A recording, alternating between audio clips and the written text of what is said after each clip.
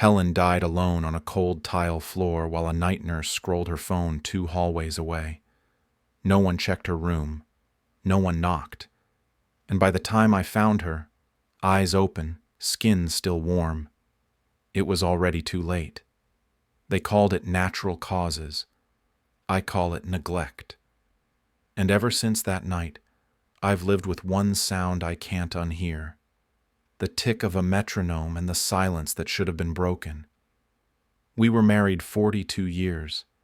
She was the kind of woman who made a room quieter without saying a word, not because she demanded silence, but because people instinctively leaned in when she spoke.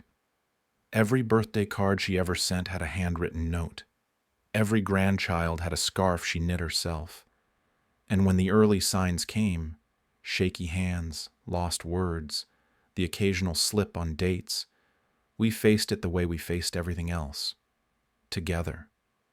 Silver Oaks looked like the right place. Clean floors, soft music in the lobby, brochures with words like compassionate, personalized, and around-the-clock care. Helen didn't want to go, but after the second fall, we both knew. My heart wasn't what it used to be, and I couldn't keep lifting her off the floor. So we picked a room near the window. I moved in with her, until the rules said I couldn't. They didn't say that directly, of course. They eased me out, gently, professionally. Space for her independence. Time with peers. Rest for you, Mr. Pike. And I believed them, or wanted to. I went home with guilt packed in the seat beside me and promised to visit every day. I did, until the day I didn't. And that was the day she died. I don't remember how I got the call. Just that when I got to her room, it was still dark. Her body hadn't been moved. A nurse offered me coffee and asked if I needed a chaplain. I said no. What I needed was for someone to explain how a woman under active nighttime supervision could collapse and lie undiscovered for hours. They told me their logs showed a 2 a.m. room check. They said her vitals were stable at midnight. They said it must have happened quickly.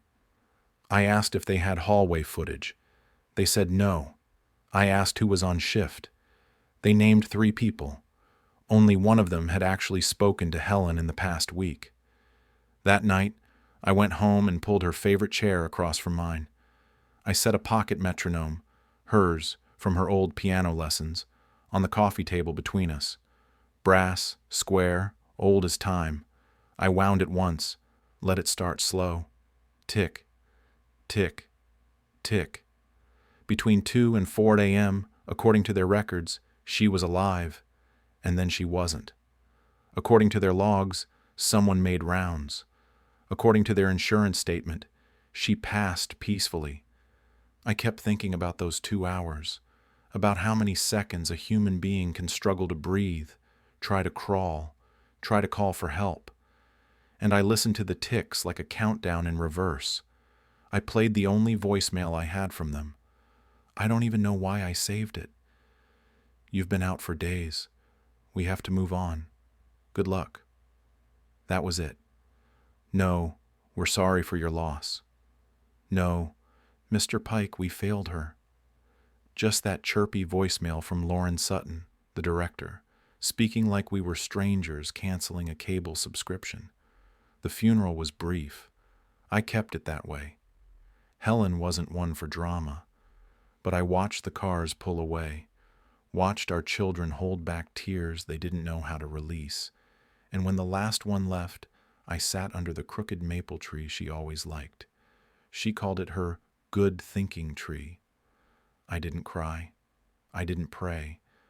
I just sat there staring at her name carved into a slab of granite like it explained anything.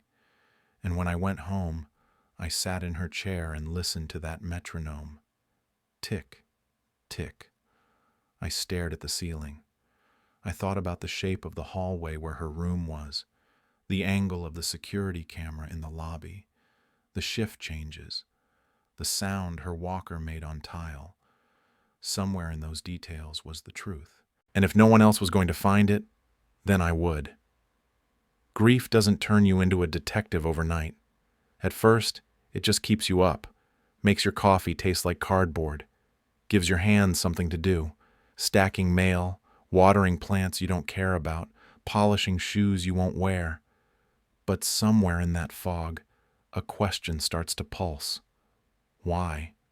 Why didn't they knock? I didn't start with an accusation. I started with a request. Silver Oaks had a small administrative wing tucked behind the front desk, next to a fake fern that had been collecting dust since I first wheeled Helen through those double doors. The glass pane on Lauren Sutton's office had a gold decal that read Executive Director, but it may as well have said Gatekeeper. That's how she saw herself. She smiled when I walked in. Not a warm smile, a professional one. Tight, calculated, designed to acknowledge me just enough to suggest empathy without inviting engagement.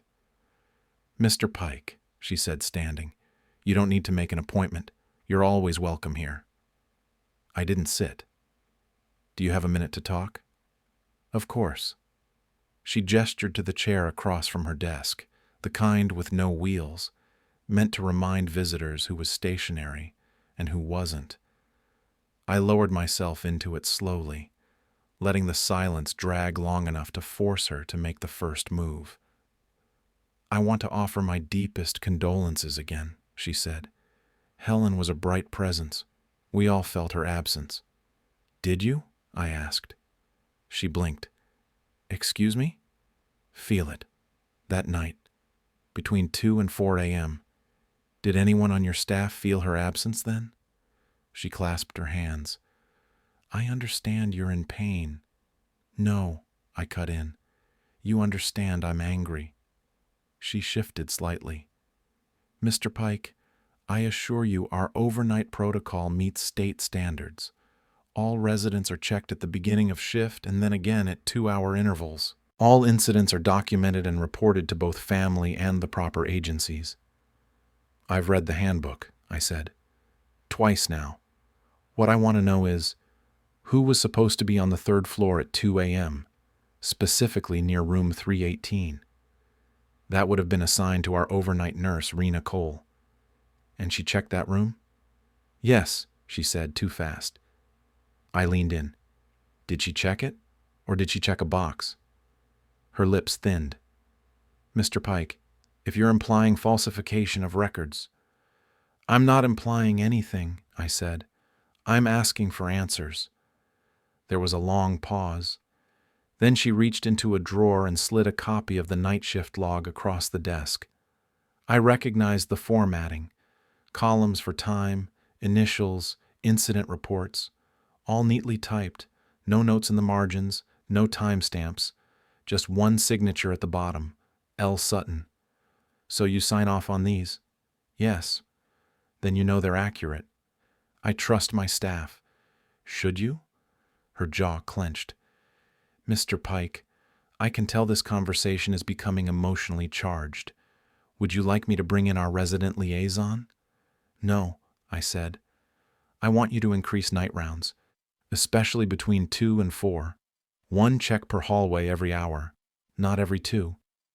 "That's not necessary." "For who?" I asked. "For the staff who want more time in the break room? Or for the residents who might not live long enough to ask for help?"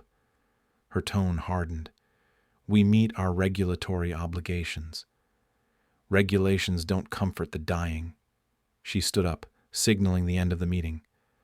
"I understand this is difficult, but at some point, we all have to move on." Those words, move on. The same ones from her voicemail. I stood too, slow and deliberate. That's what Helen did. She moved on, through a locked door and into a silence you approved. She didn't reply.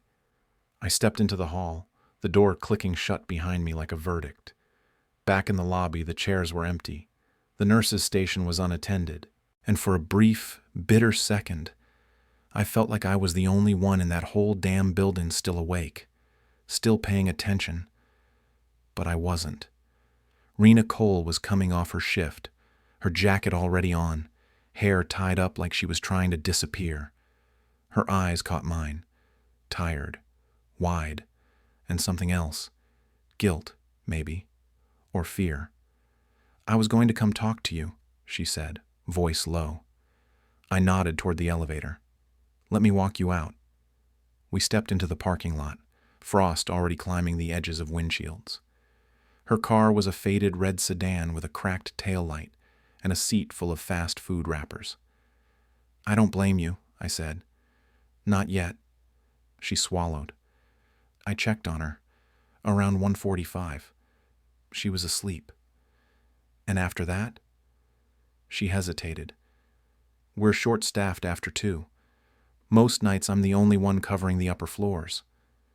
And that's not in the log." "No," she said, "because I'd get written up for not completing the full round, even if it's physically impossible." I took a small plastic bag from my coat pocket. Inside was a wristwatch, cheap, digital, with an hourly chime. Nothing fancy. "Wear this," I said. "Set it for every hour between midnight and 4. When it goes off, just walk the hall. Real time, real footsteps. Not for them, for the ones sleeping behind those doors." She took it like I'd handed her a weapon. "You're not going to let this go, are you?" "No," I said. "I've got nothing left to lose." She nodded, and in that nod, I saw the first crack in the wall. I went home and sat in Helen's chair again. Tick, tick. The metronome kept perfect time, unlike Silver Oaks. The next morning, I cleared the kitchen table and spread out a pad of graph paper I hadn't touched since Helen and I built that awful IKEA bookshelf together. I didn't have architectural training, just decades of measuring twice and cursing once. But what I needed wasn't pretty. It just needed to be accurate. I started with the 3rd floor. Helen's floor. 4 hallways, east to west, with a central hub near the elevator and nurse's station. Room 318, hers, was on the far end of the east wing, the furthest point from everything that mattered. I traced the lines carefully. Doors, exit signs, that oversized wall clock that hung crooked no matter how many times they fixed it. I shaded in corners, marked blind spots. It was easier than grief. It gave my hands something to do. By noon, I had what looked like a blueprint of forgotten time. I labeled it with the hours between midnight and 5 a.m. I made space for notes. I set 4 alarms on my phone. 12 on, 2 on, 3 on, and 4 on. Everyone matched the round times on their logs. Well, the ones they claimed. I wasn't interested in what they wrote. I wanted to know what they did. That night, I went back. Not to snoop. Not yet. I sat in the lobby, same as always, dressed in my usual coat, a paperback open on my lap that I didn't read. I watched the shift change at 11 p.m. Rena in, the others out. I nodded to her as she passed. She nodded back. The watch I'd given her flashed faintly under her sleeve. The halls grew quiet by midnight. The last TV shut off in one of the rooms near the elevator. The lights dimmed. Somewhere a microwave beeped. Tick, tick. At 12:02 I saw movement. Rena's light. A flashlight, not too bright. She walked the west corridor, door to door, slow, purposeful. She paused outside one, adjusted a call button, moved on. I wrote it down. By 2 a.m. the silence was heavy again. No footsteps, no lights. My phone vibrated. I looked up. The hallway to the east, Helen's hallway, was still. I waited 10 minutes. Nothing. By 2:17 I stood up. Not to interfere, just to feel the weight of that hallway again. I didn't walk far, just to the mouth of it. That stretch of carpet where the lights always flickered. I counted the doors, noticed that 2 had towels stuffed under them. Residents trying to block light or sound, maybe. A wheelchair sat abandoned near a supply closet. One wheel turned slightly outward like someone had meant to come back and never did. I made a note. 2:17. No visible activity. No sounds. No staff. I sat again. At 3:00, Rena appeared. This time, East Wing. Her light bounced across the doors. She checked each one. Quiet. Efficient. But she looked over her shoulder twice, like she was afraid someone might see her working too hard. At 3:12, she disappeared again. The rest of the night passed in ticks and whispers. My final note read, 4:01, hall still, post round, no staff. I went home just after sunrise, my notes tucked into a folder labeled simply, Helen, night audit. I did it again the next night, and the next.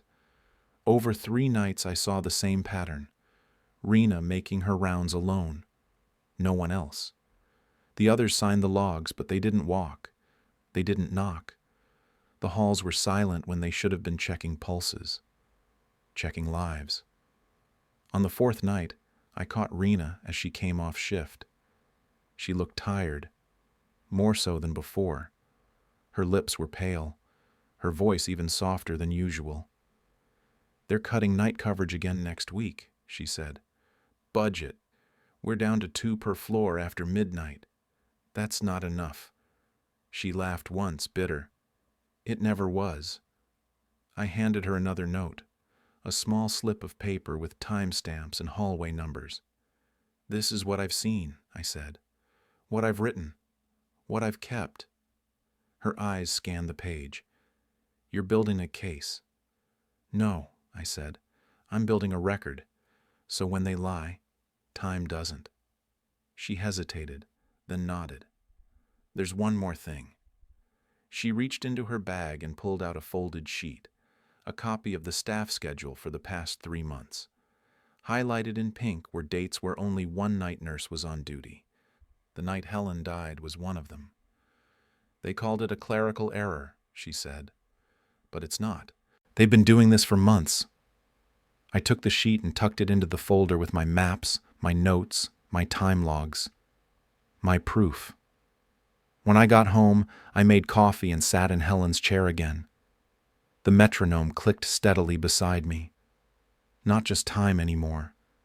It was a sound I could aim. Tick. Tick. I flipped open the folder and wrote 4 words at the top of the latest page. "They won't bury this." Silver Oaks announced the investors were coming on a Monday morning. The bulletin board in the lobby got a fresh coat of paper flyers, all printed in soothing serif fonts. "Welcoming our partners, Thursday at 10 a.m. Words like opportunity, expansion, and commitment to excellence were tossed around like they meant something. The staff got new polo shirts. The kitchen started offering scones. I knew what this was. Optics. A performance. A chance to dress the wounds and call them beauty marks. So I offered a suggestion. It came through the family council. Once a month, they let us old folks pretend we had some say in the building's future. Mostly, we talked about garden club funding and meal options. But this time, I raised my hand before anyone could complain about the pudding.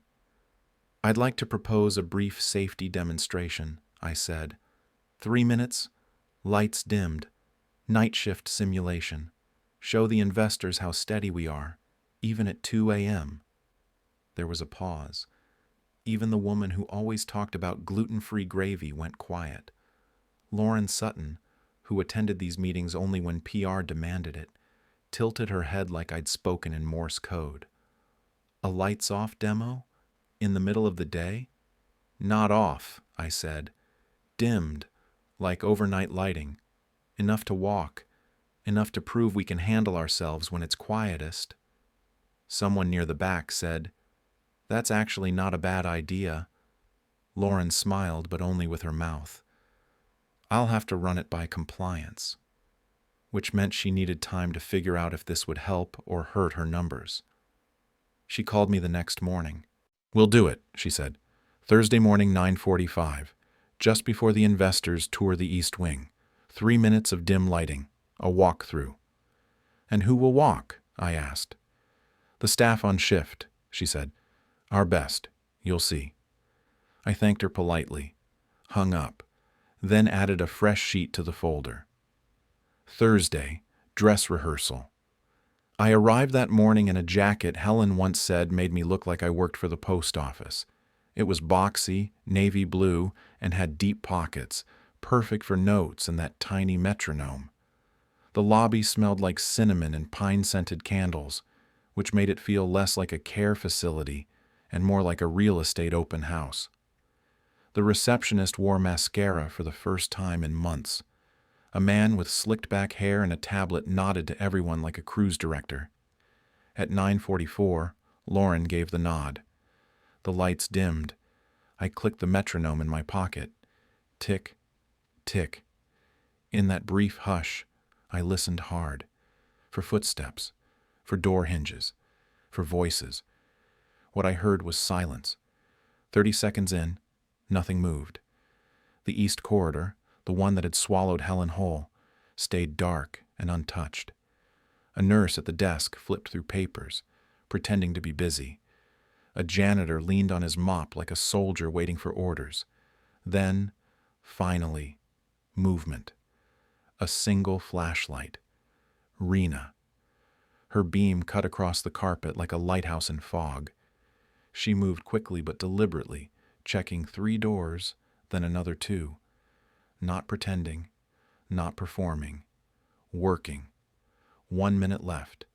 Another staff member passed by the West Hall but didn't stop. Just glanced in and kept walking. I jotted it down. When the lights came back on, Lauren clapped once like a teacher finishing a fire drill. Well done, everyone. Very efficient. Let's greet our guests. But I saw what I saw. 1 nurse. 3 minutes. 9 doors ignored. Back in the rec room, I opened my notebook and wrote 2 lines. Clocks visible. Doors honest. That night I met Rena in the lot again. She didn't speak right away. Just handed me a small folded square. A sticky note, peeled from the corner of a shift log. It said, "Told to skip east if short-staffed. Prioritize visible wings." Initialed by someone I didn't know. Maybe a supervisor. Maybe Lauren herself. "I don't know who wrote it," she said. "But it's policy now. Unofficial. But real." I added it to the folder. "You still in?" I asked. She nodded. "I've got an uncle in room 409. I'm not just here for a paycheck." Neither was I. That night in Helen's chair, I played back the whole day in my head. Every flashlight flicker, every door skipped, every scripted smile Lauren gave the investors. Tick, tick. I set the metronome on the table, right beside Helen's last photograph, the one where she's wearing her Christmas sweater and holding a teacup like it's full of secrets. "We're rehearsing," I said aloud, "but not for them, for you." I opened my notebook and drew the hallway again. Only this time I shaded the doors that had been passed by. So when the real performance came, no one could say they didn't know the script. The thing about silence is that people think it's neutral, polite, peaceful.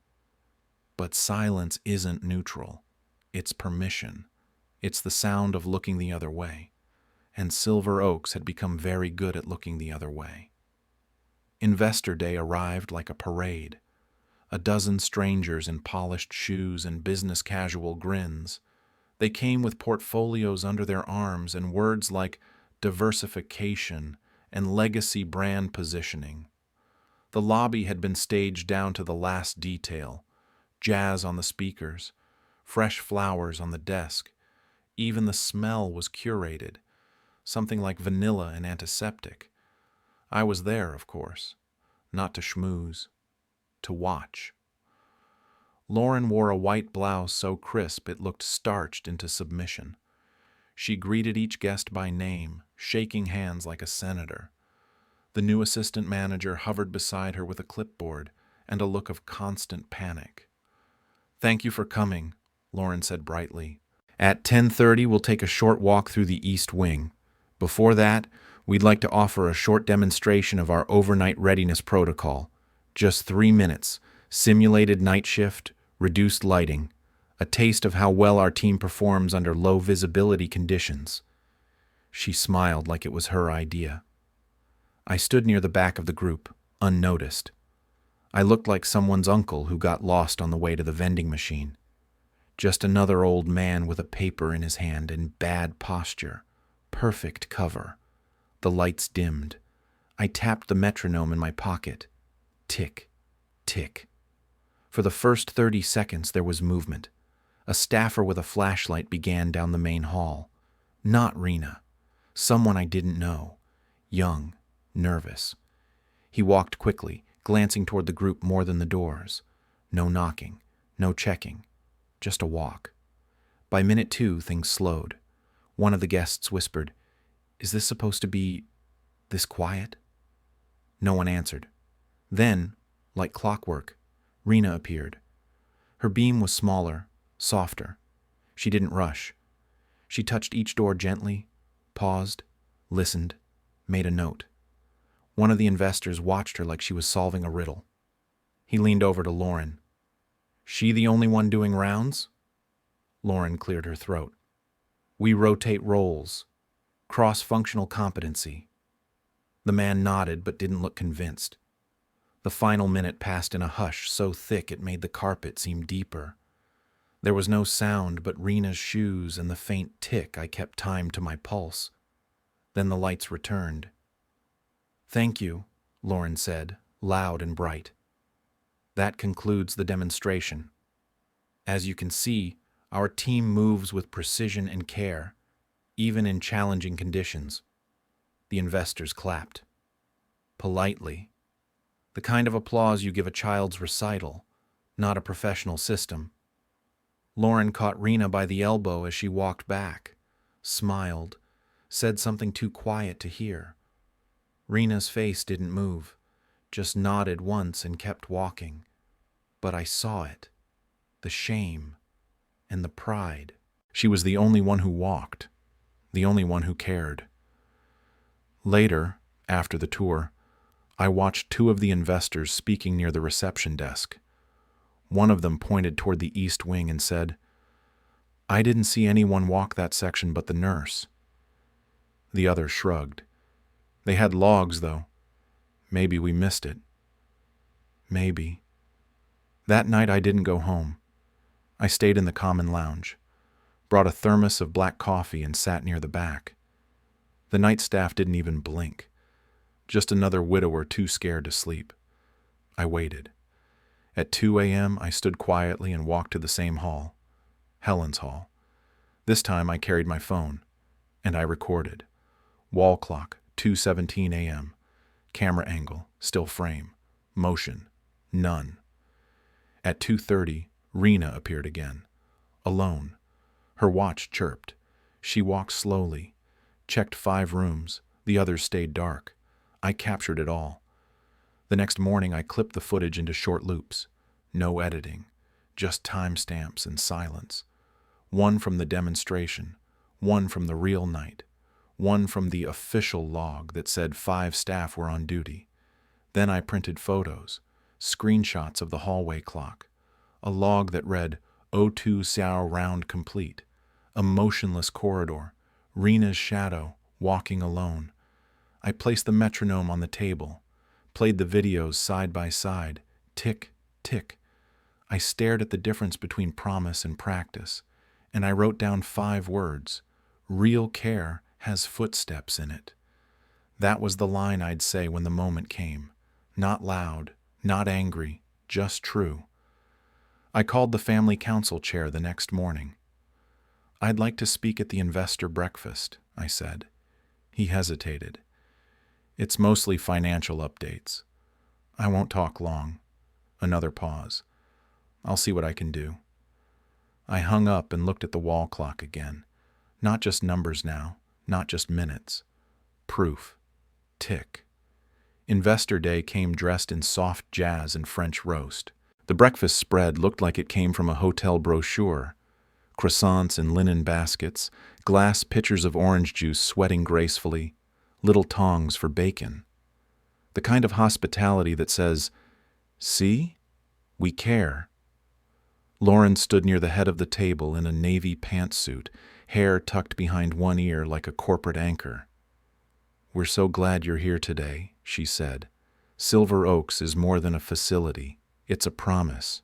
We provide care that honors dignity, service that exceeds standards."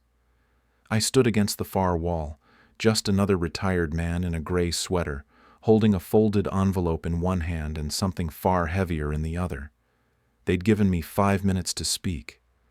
That was my courtesy window, Lauren called it, an invitation extended after a little pressure from the family council. "We're always happy to let our community be heard," she'd said, with a smile that meant the opposite. When she called me up, she smiled again. "Mr. Pike, one of our longtime residents and family members, would like to say a few words." Applause followed, light, polite, confused. I didn't touch the microphone, didn't need it. The room wasn't that big. The truth rarely needed a sound system. "I'm Edgar Pike," I said. "My wife, Helen, lived here. Until she didn't." That quieted them. "She passed away on the floor of her room during a time window when, according to your logs, she had already been checked." Lauren shifted. I didn't look at her. "I'm not here to point fingers. I'm here to point clocks." I held up a small screen, just a cheap tablet I'd borrowed. Pressed play. Footage from the security camera. No edits. Just the East Wing hallway. The wall clock in the frame. 2:17 a.m. No footsteps. No staff. A hallway so still it may as well have been abandoned. I let the clip run for 20 seconds. "This is the hallway my wife lived in," I said. "This is the time your logs claim someone checked her room. No one did." Someone coughed near the back. Chairs creaked. Forks stopped moving. Next, I pulled up the demonstration video. The same hallway, different lighting. Rena walking slowly, beam passing over doors. "This was your rehearsal," I said. "The nurse you saw here was real. Her rounds are real. But she was alone. Every night." A hand went up near the head of the table. A man in a fitted blazer. "Where did this footage come from?" "Your own cameras," I said. "I requested the footage legally as a family member. Public hallway. Public record. No laws broken." Lauren took a step forward, voice tight. "Mr. Pike, this isn't appropriate." "I agree," I said. "It's not appropriate that your reports are forged, that a dying woman was left unattended, that your logs are filled with lies." The room had gone cold. "This isn't revenge," I added. "This is record-keeping." I held up the log from the night Helen died. 2 a.m. rounds marked as completed, signed by staff who never left the desk. My wife died between 2 and 4 a.m., and the only one who walked that hallway that week was a nurse you're likely paying less than your flower budget. Lauren stepped forward now. "This is defamation." The word dropped like a hammer. "You're presenting this to a room of investors without full context, without approval. I'll be discussing this with legal immediately." I nodded. "You do that." I reached into my pocket and pulled out the metronome, clicked it once. Tick, tick. That sound filled the hush like thunder under the skin. When Helen stopped breathing, no one came. When I asked questions, I got silence. When you ran your night demonstration, only one person walked the hall, the same person who's been walking it alone for months. The metronome kept ticking. That's the context. No one spoke. The jazz music had long since died. The smell of cinnamon rolls now felt absurd. I looked at the faces, tight jaws, flicking eyes, some pale, some frozen. A few were looking at Lauren now, not at me. Then I closed the tablet and walked off. Lauren followed. "This will have consequences," she hissed. I turned back, calm. "I hope so." Tick, tick. Back in the hallway, Rena found me by the elevator. "You really did it." "I just said what Time already knew," I said. She looked down at the tablet. "They'll come for both of us now." "They'll try," I said, "but they'll have to explain the silence." That night I sat in Helen's chair and watched the metronome work. Every tick was a heartbeat she didn't get. Every talk, a step someone should have taken. But now, the hall wasn't just quiet. It was watching. The letter came 3 days later. A thick white envelope slid under my door sometime before breakfast. No postage, no return address. Inside, printed on Silver Oak's letterhead, was a legal threat disguised as formal notice of defamation. I read the first paragraph 3 times before it sank in. They were suing me. Not for slander, not for breach of policy, not even for privacy violations. No, Lauren's team had gotten creative. The accusation was reckless misrepresentation causing reputational harm. In plain language, I embarrassed them in front of people with money. I laughed. Just once. Dry. Then I called my son. He didn't pick up. I called my lawyer. He was retired. The next one quoted me $2,000 just to file a response. So I did what I always do when the world turns cruel. I opened Helen's desk drawer. Tucked beneath old stationery and her favorite dried lavender sachet was a watch I hadn't worn in years. A vintage Omega she gave me for our 25th anniversary. I'd stopped wearing it when the strap broke. Now it became the retainer fee.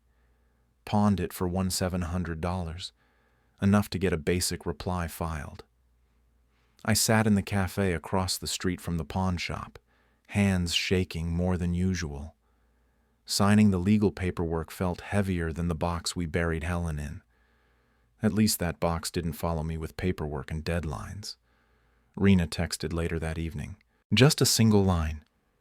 They asked me to reconsider my employment goals. I called her immediately. They didn't fire me, she said, but they made it clear, if I support you, if I speak publicly, they'll find a reason. My voice dropped. You shouldn't be the casualty. You either. They want to bleed me dry in court. They want to scare everyone else, she said. If they shut you up, no one asks about the logs. I paused.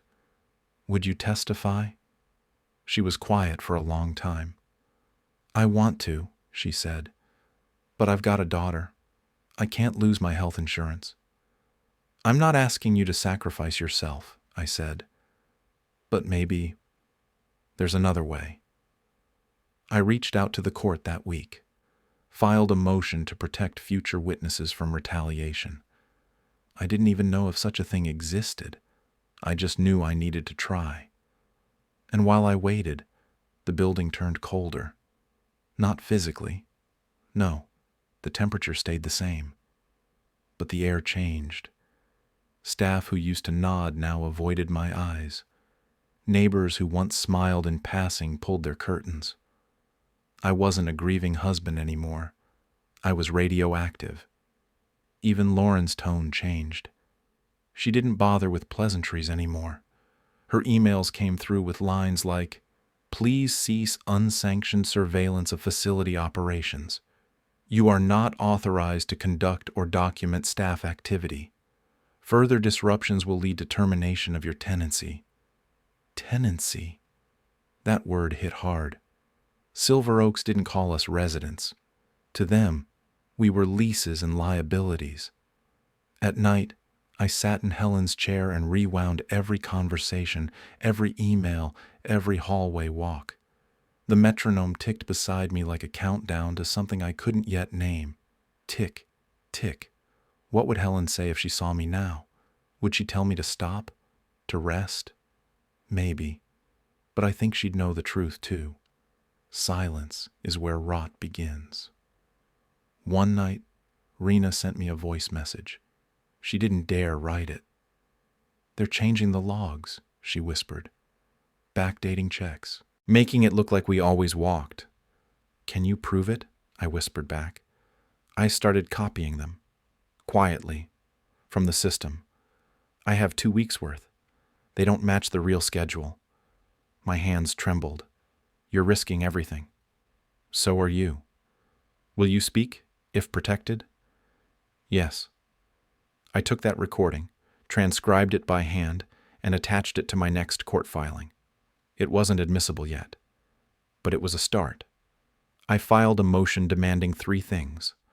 All staff logs released for independent review.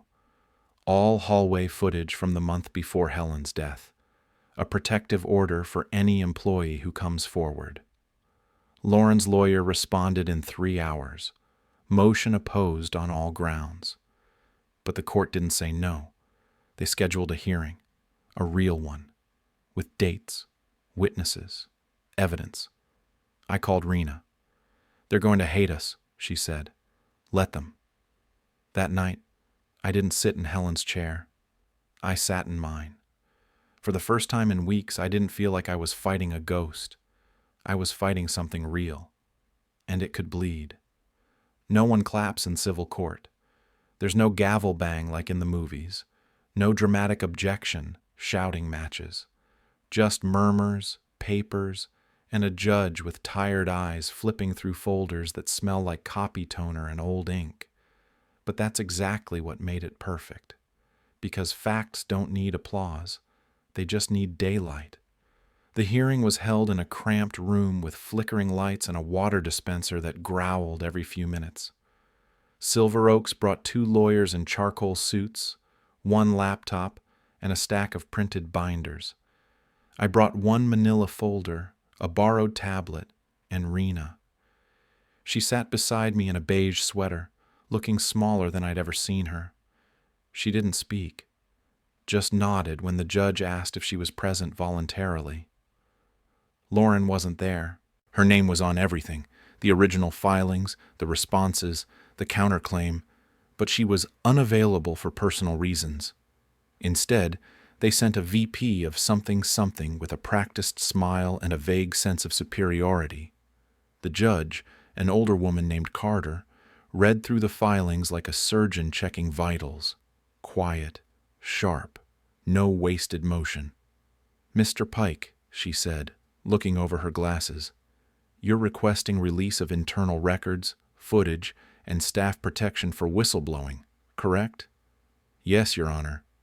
"You also stand accused of reputational defamation by Silver Oaks. Do you understand the nature of that claim?" "I do, and I disagree with every word of it." She looked at their attorneys. "Your response?" One of them stood. "Your Honor, this is a grieving man projecting blame. Our facility met all required standards. His wife's passing was unfortunate but not preventable. He's now attempting to smear a trusted institution based on misinterpretations and unauthorized recordings." Carter held up one of my printed screenshots. The hallway. The clock. 2:17 a.m. "This is your east wing at 2:17 a.m., correct?" The lawyer shifted. "We don't dispute the time, but that doesn't indicate neglect." "According to your log," she continued, "a room check was completed at 2 a.m. on the dot. Can you show me a record, visual, digital, any proof, that staff actually performed that check?" More shifting. "Your Honor, it's standard practice." "Standard practice isn't evidence," she interrupted coolly. They tried to pivot. Said cameras don't capture every hallway. Said logs were often written retroactively due to staffing needs. Said clinical discretion allows nurses to adjust their routes without notice. Carter turned to Rena. "Miss Cole, you were the primary night nurse the week of December 12th, correct?" "Yes, ma'am." "Did you personally complete rounds every 2 hours during that week?" "I completed what I could, but I was alone most nights. We were short-staffed. Some wings didn't get checked." "Did you inform your supervisors?" "Yes, I have emails. They were ignored." "Did anyone instruct you to falsify logs?" She paused. "They didn't say the word falsify, but I was told to fill in what should have been done." "Do you have proof?" Rena reached into her bag and pulled out printed screenshots of internal emails. One highlighted message read, "If you didn't get to it, just mark as done. We can't afford missing entries." Carter accepted the printouts. Read them. Then turned back to Silver Oak's lawyer. "Do you dispute the authenticity of these emails?" "No, Your Honor. But context," Carter said, "can be discussed at trial. But on the matter of this hearing, it seems Mr. Pike's claims are not only plausible, they're supported." The room shifted, not dramatically, but enough. "You claim reputational harm," she continued, "but I see harm rooted in your own records. Your logs contradict camera timestamps. Your internal communication contradicts your public promises. I see no malicious defamation here. I see a grieving man asking valid questions." The attorney cleared his throat. "Your Honor," she held up a hand, "I am dismissing the claim of defamation against Mr. Pike. Furthermore, I am ordering the facility to produce all hallway camera footage from November 15th through January 1st. Logs, staff schedules, and all shift communications. You will also issue a formal non-retaliation order for any employee who offers testimony. That includes Ms. Cole." The words didn't land like a cheer. They landed like breath. Rena looked at me, eyes wide, glassy. I gave her the faintest nod. The judge stood, shuffled her papers. "We will reconvene in 3 weeks. Until then, let the night speak for itself." The room emptied slowly. Silver Oak's lawyers walked like men stepping off a ship in heavy fog. Rena stood beside me, silent. I turned to her. "You okay?" She exhaled. "No, but I think I will be." We walked outside into weak sunlight. No reporters, no cameras, just 2 people who had dragged a lie into daylight. That night I sat not in Helen's chair, but at the kitchen table. I spread out every map, every log, every email, and beside them I set a new page: trial strategy, night evidence. The metronome ticked softly in the background, but this time it didn't sound like mourning. It sounded like momentum. They didn't apologize, not officially. No letter, no phone call, no handshake in the hall. But the next Monday something changed. It started with the doors. I noticed them open, not wide, just slightly ajar, like someone had started checking inside, then moved gently to the next. At exactly 2:03 a.m., I saw a nurse walk the east wing. Not Rena. A new hire, maybe. Male, tall, serious posture. Clipboard in hand, flashlight low and steady. He stopped at every door. Every door. The clock in the hallway read 2:07 when he reached the end. I jotted it down. Staff presence confirmed. New round schedule observed. The next night I saw another nurse. Older woman, ponytail, practical shoes. She walked with purpose. The clipboard was gone. Instead, she had what looked like a small timer in her pocket. Every 15 minutes it chirped. She'd pause, glance around, and resume. By the end of the week, the change was visible to everyone, whether they knew the reason or not. A staff post was added near the elevator after midnight. A small desk.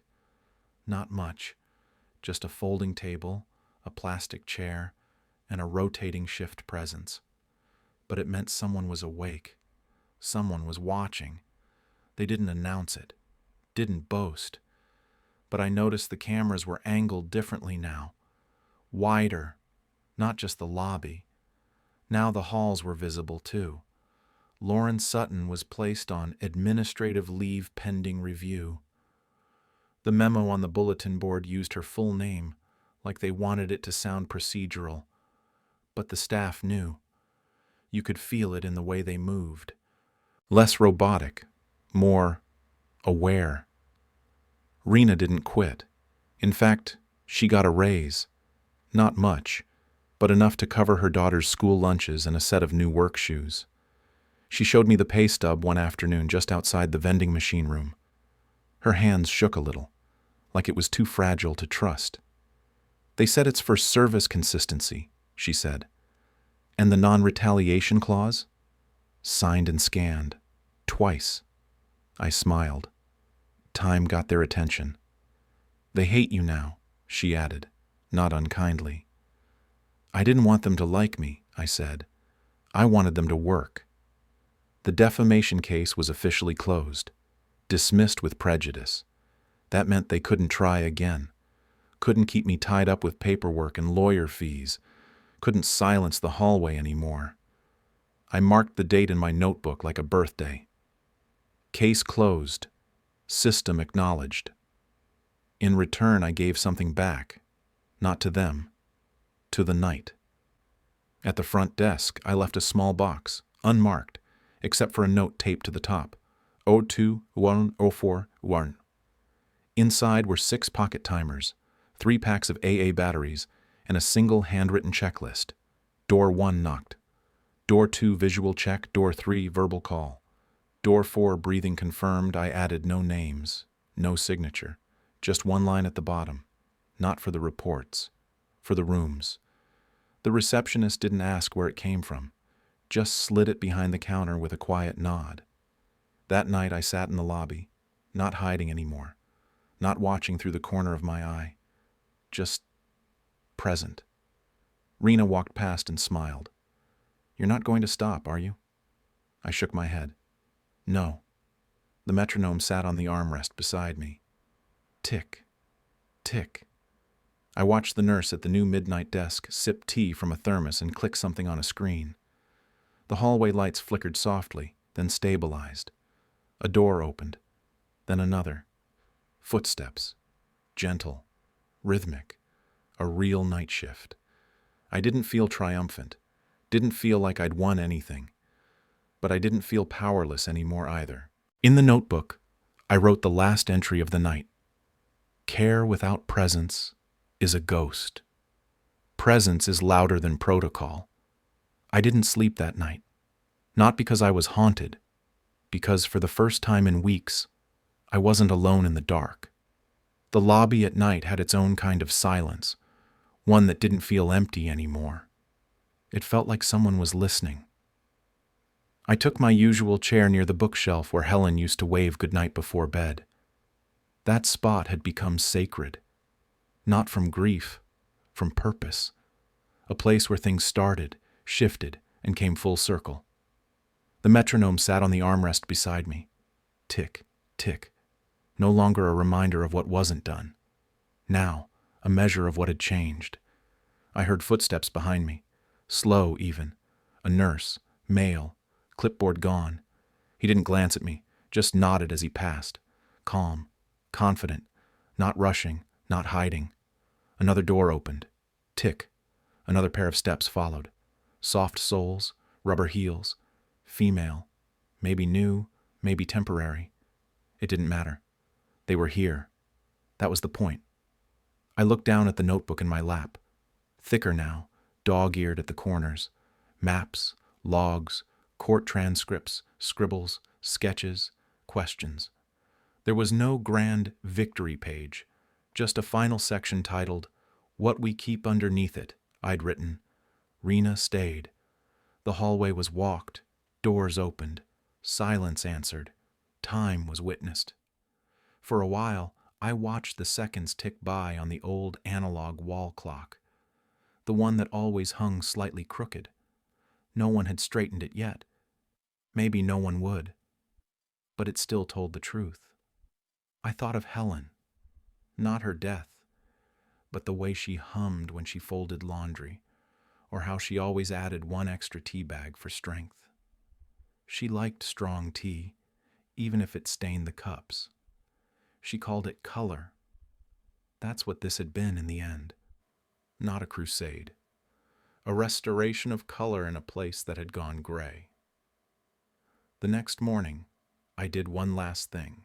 I took the metronome, cleaned it carefully, replaced the battery, and packed it in a small velvet pouch. Alongside it, I included the checklist.